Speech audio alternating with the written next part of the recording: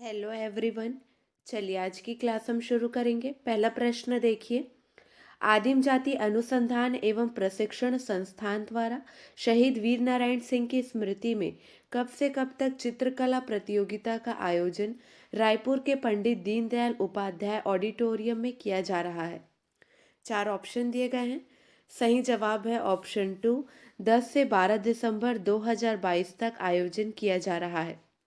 चित्रकला प्रतियोगिता में प्रतिभागी शहीद वीर नारायण सिंह, अन्य आदिवासी स्वतंत्रता संग्राम सेनानियों तथा जननायकों के जीवन का घटनाओं से संबंधित चित्रण करेंगे।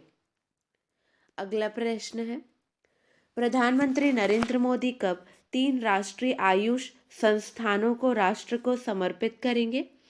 सही जवाब है ऑप्शन 3। 11 दिसंबर 2022 को। इनमें गोवा स्थित अखिल भारतीय आयुर्वेद संस्थान, गाजियाबाद स्थित राष्ट्रीय यूनानी चिकित्सा संस्थान और दिल्ली स्थित राष्ट्रीय होम्योपैथी संस्थान शामिल है। अगला प्रश्न है, ये प्रश्न देखिए इम्पोर्टेंट है। राजधानी रायपुर के शहीद वीर नारायण स्टेडियम में कब पहला अंतर्राष्ट्रीय मुकाबला खेला जाएगा? सही जवाब है 21 जनवरी 2023 को। छत्तीसगढ़ स्टेट क्रिकेट संघ के द्वारा एक प्रेस रिलीज जारी कर इस बात की जानकारी दी गई है। भारतीय क्रिकेट कंट्रोल बोर्ड के द्वारा एक कार्यक्रम निर्धारण समिति की बैठक हुई। इसमें न्यूजीलैंड दौरे को अंतिम रूप दिया गया। इस दौरे पर 3 वनडे और 3 T20 अंतर्राष्ट्रीय क्रिकेट मैच खेले जाएंगे।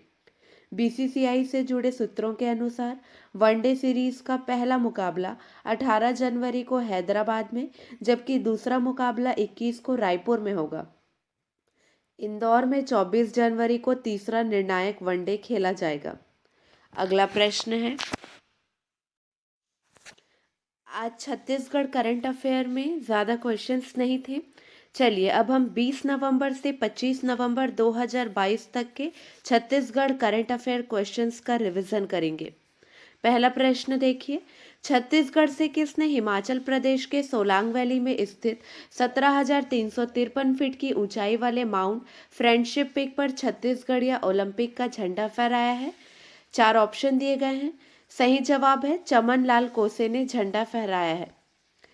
दुर्ग पाटन के चमन लाल कोसे ने पर्वतारोहण क्षेत्र में नया रिकॉर्ड कायम किया है। चमन ने हिमाचल प्रदेश के सोलांग वैली में स्थित 17,353 फीट की ऊंचाई वाले माउंट फ्रेंडशिप पीक पर छत्तीसगढ़िया ओलंपिक का झंडा फहराया है। 25 वर्षीय चमन बचपन से ही पर्वतारोहण का शौक रखते हैं। इस अभियान के लिए चमन लाल कोसे ने अपने विधानसभा क्षेत्र के विधायक और प्रदेश के मुख्यमंत्री श्री भूपेश बघेल का आभार व्यक्त किया। इसके साथ ही खेल एवं युवा कल्याण विभाग के मंत्री उमेश पटेल को भी धन्यवाद दिया। चलिए इसका संक्षिप्त विवरण देखते हैं। चमन लाल कोसे माउंट फ्रेंडशिप पिक को 6 दिनों में फतह कर लिया। उन्होंने 15 नवंबर को एडवांस बेस कैंप से रात 10:10 बजे चढ़ाई शुरू की और 16 नवंबर को सुबह 3:40 को पूरा किया। बीते 10 नवंबर को रायपुर से इस अभियान के लिए निकले थे। इस दौरान माइनस तापमान पर ट्रैकिंग के द्वारा लगभग 24 किलोमीटर दूरी तय करके पूरा किया। पाटन के चमन कौन है? 25 वर्षीय चमन लाल कोसे दुर्ग जिले के पाटन के निवासी हैं। चमन एक मध्यम वर्गीय परिवार के हैं। उनके पिता एक किसान हैं। साथ ही चमन वर्तमान में कुशाभाऊ ठाकरे पत्रकारिता एवं जनसंचार विश्वविद्यालय रायपुर में समाज कार्य विभाग के प्रथम सेमेस्टर के विद्यार्थी हैं। अगला प्रश्न है, छत्तीसगढ़ राज्य के जीव जंतु कल्याण बोर्ड के अध्यक्ष कौन है? सही जवाब है श्री विद्याभूषण शुक्ला है। छत्तीसगढ़ शासन द्वारा श्री विद्याभूषण शुक्ला जिला बलौदाबाजार को बोर्ड का अध्यक्ष एवं श्री आलोक चंद्राकर जिला महासमुंद उपाध्यक्ष नियुक्त किया गया है। अगला प्रश्न है, छत्तीसगढ़ जीव जंतु कल्याण बोर्ड के अध्यक्ष, उपाध्यक्ष और सदस्य गण पदभार कब ग्रहण किए? सही जवाब है 21 नवंबर 2022 को। छत्तीसगढ़ शासन द्वारा श्री विद्याभूषण शुक्ला जिला बलौदाबाजार को बोर्ड का अध्यक्ष एवं श्री आलोक चंद्राकर जिला महासमुंद को उपाध्यक्ष नियुक्त किया गया। अगला प्रश्न है, प्रदेश में पुरुष नसबंदी को बढ़ावा देने कब से कब तक पुरुष नसबंदी पखवाड़ा का आयोजन किया जा रहा है? सही जवाब है 21 नवंबर से 4 दिसंबर 2022 तक आयोजन किया गया। ठीक है। अगला प्रश्न है, अच्छा एक बात और, इस बार यह पखवाड़ा अब पुरुष निभाएंगे जिम्मेदारी, परिवार नियोजन अपनाकर दिखाएंगे अपनी भागीदारी की थीम पर मनाया गया है। अगला प्रश्न है, गुवाहाटी असम में आयोजित 22वीं नेशनल पैरा स्विमिंग प्रतियोगिता में छत्तीसगढ़ राज्य को कुल कितने पदक प्राप्त हुए? सही जवाब है कुल 16 पदक प्राप्त हुए। अगला प्रश्न है, नेशनल पैरा स्विमिंग प्रतियोगिता में छत्तीसगढ़ के जीपीएम मतलब गौरेला पेंड्रा मरवाही जिले के दिव्यांगजनों ने कितने मेडल जीतकर प्रदेश का नाम रोशन किया? सही जवाब है 10 मेडल। गुवाहाटी असम में आयोजित 22वीं नेशनल पैरा स्विमिंग प्रतियोगिता में जीपीएम जिले के 6 दिव्यांगजनों ने कुल 10 मेडल जीतकर जिले का और छत्तीसगढ़ का नाम रोशन किया। इनमें 4 गोल्ड, 3 सिल्वर और 3 ब्रॉन्ज मेडल शामिल है। अगला प्रश्न है, छत्तीसगढ़ क्रिकेट एसोसिएशन के नवनियुक्त सचिव कौन है? सही जवाब है मुकुल तिवारी। रायपुर में जल्द ही क्रिकेट एकेडमी खोला जाएगा। छत्तीसगढ़ स्टेट क्रिकेट संघ का चुनाव रायपुर में हुआ, जिसमें मुकुल तिवारी को सचिव पद की जिम्मेदारी दी गई। रायपुर के जुबीन शाह को संघ का अध्यक्ष बनाया गया है। अगला प्रश्न है, स्वास्थ्य और पोषण की डेल्टा रैंकिंग में छत्तीसगढ़ का कौन सा आकांक्षी जिला देश में प्रथम स्थान पर है? सही जवाब है सुकमा। नीति आयोग द्वारा अक्टूबर माह में जारी आकांक्षी जिलों की डेल्टा रैंकिंग में सुकमा जिले ने देश में प्रथम स्थान हासिल किया है। ये क्वेश्चन बहुत इंपॉर्टेंट है। आकांक्षी जिला सुकमा को अक्टूबर माह के लिए स्वास्थ्य और पोषण के क्षेत्र में देश में प्रथम रैंक मिला है। गर्भवती महिलाओं को पूरक पोषण आहार प्रदान करने की दर 99.14% है। फोर्थ पॉइंट देखिए, जिले में गर्भवती महिलाओं की एएनपी रजिस्ट्रेशन में 4% की बढ़ोतरी दर्ज की गई है।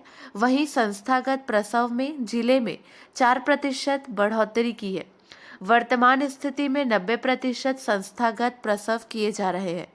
उल्लेखनीय है कि महिला एवं बाल विकास विभाग अंतर्गत जिले की आंगनबाड़ियों में गर्भवती एवं शिशु भर्ती महिलाओं को पूरक पोषण आहार प्रदान करने की दर 99.14% है। इसी तरह जिले में टीबी के मरीजों की पहचान में 7% की बढ़ोतरी हुई है। वहीं टीबी मरीजों के सफल इलाज में 12% की वृद्धि हुई है। अगला प्रश्न है, छत्तीसगढ़ कितने प्रतिशत बेरोजगारी की दर के साथ लगातार देश का न्यूनतम बेरोजगारी दर वाला राज्य बना हुआ है? सही जवाब है ऑप्शन 3, 0.1%। रोजगार देने के मामले में छत्तीसगढ़ देश में अव्वल है। छत्तीसगढ़ में नवंबर में बेरोजगारी दर महज 0.1% है। देश में 8.2% बेरोजगारी का आंकड़ा रहा। चलिए ध्यान दीजिए, छत्तीसगढ़ 0.1% बेरोजगारी की दर के साथ लगातार देश का न्यूनतम बेरोजगारी दर वाला राज्य बना हुआ है।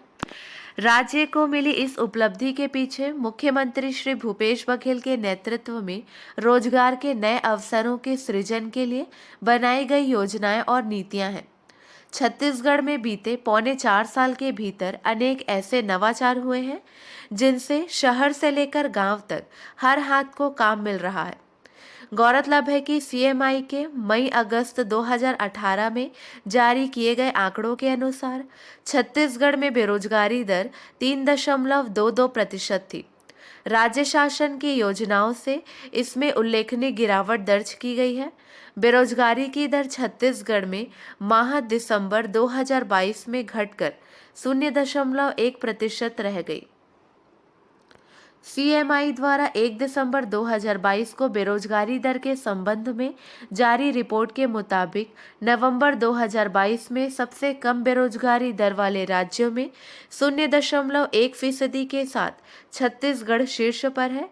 वहीं इसी अवधि में 1.2% के साथ उत्तराखंड दूसरे स्थान पर है। ओडिशा 1.6% बेरोजगारी दर के साथ तीसरे स्थान पर है।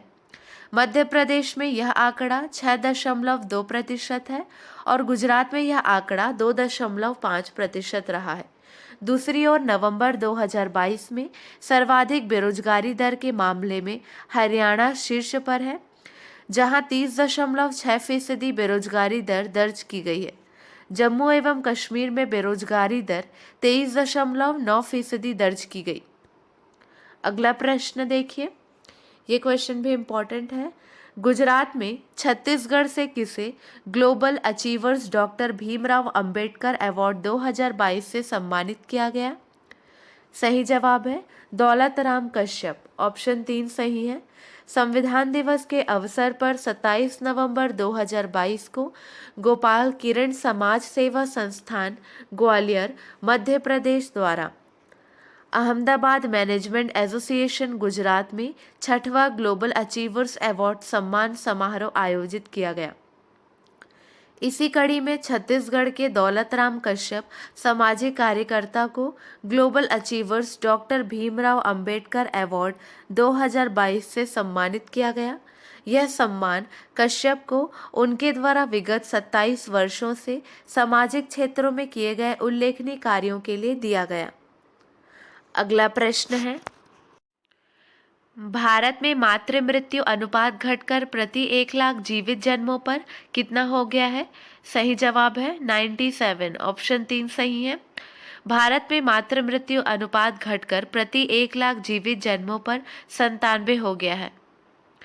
अगला प्रश्न है, हाल ही में विश्व एड्स दिवस कब मनाया गया है? सही जवाब है 1 दिसंबर को मनाया गया है। अगला प्रश्न है, हाल ही में किस राज्य सरकार ने प्रसून जोशी को अपना ब्रांड एम्बेसडर नियुक्त किया है? सही जवाब है उत्तराखंड। हाल ही में उत्तराखंड राज्य सरकार ने प्रसून जोशी को अपना ब्रांड एम्बेसडर नियुक्त किया है। चलिए, आपके लिए 2 प्रश्न हैं, इसका सही जवाब आपको कमेंट सेक्शन में देना है। हाल ही में यस बैंक ने जेसी फ्लावर एआरसी में कितने प्रतिशत हिस्सेदारी का अधिग्रहण किया है? अगला प्रश्न है, हाल ही में ग्लोबल प्राइम सिटीज इंडेक्स में मुंबई कौन से स्थान पर रहा है? आज के लिए बस इतना ही। अगले वीडियो में मिलेंगे नए प्रश्नों के साथ। Keep watching and keep learning.